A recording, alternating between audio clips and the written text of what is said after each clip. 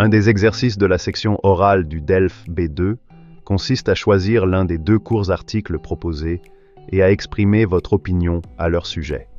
Nous supposerons que vous avez choisi « Les parents tigres livrent la dernière guerre » de l'auteur Paul Graham. Je vais lire l'article à voix haute, puis vous dégagerez le problème soulevé par le document. Ensuite, vous présenterez votre opinion sur le sujet pendant 5 à 7 minutes de manière argumentée et vous la défendrez si nécessaire. Les parents tigres livrent la dernière guerre. Les parents tigres, comme tant de parents, livrent la dernière guerre. Les notes comptaient davantage autrefois, lorsque le chemin vers la réussite passait par l'obtention de diplômes en gravissant une échelle bien définie.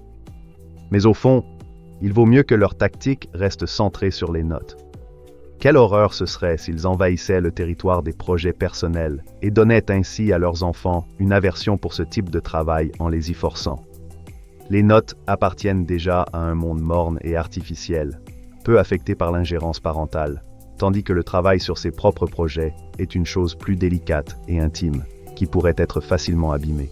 L'article « Les parents tigres livrent la dernière guerre » met en lumière un problème récurrent dans l'éducation, l'obsession des parents pour les notes et la performance scolaire. En effet, il critique la vision traditionnelle selon laquelle la réussite passe uniquement par l'accumulation de diplômes, une idée de plus en plus remise en question dans un monde où les compétences pratiques, la créativité et l'expérience personnelle jouent un rôle crucial.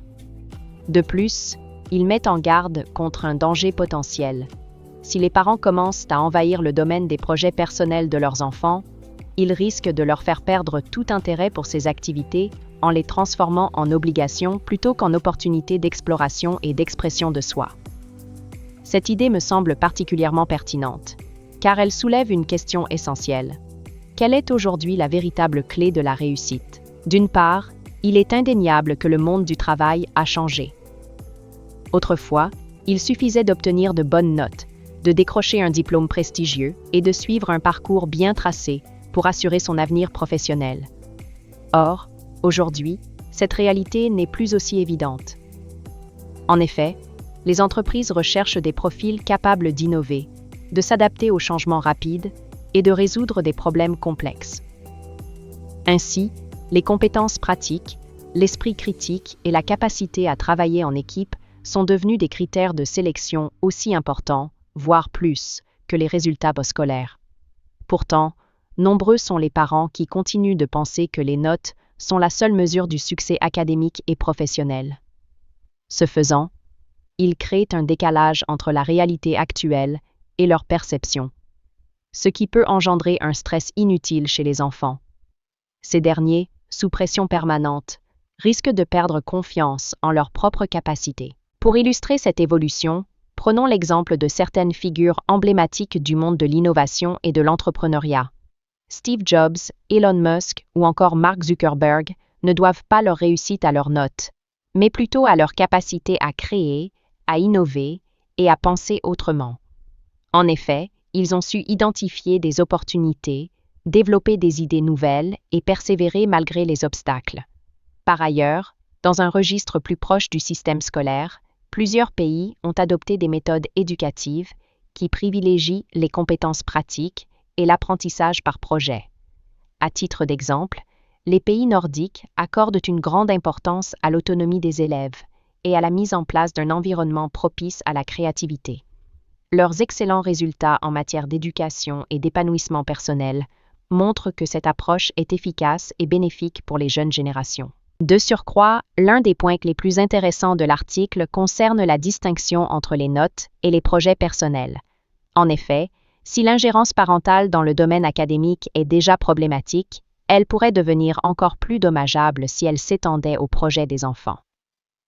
Contrairement aux notes, qui appartiennent à un système rigide et artificiel, les projets personnels sont une expression directe de la curiosité et des intérêts individuels.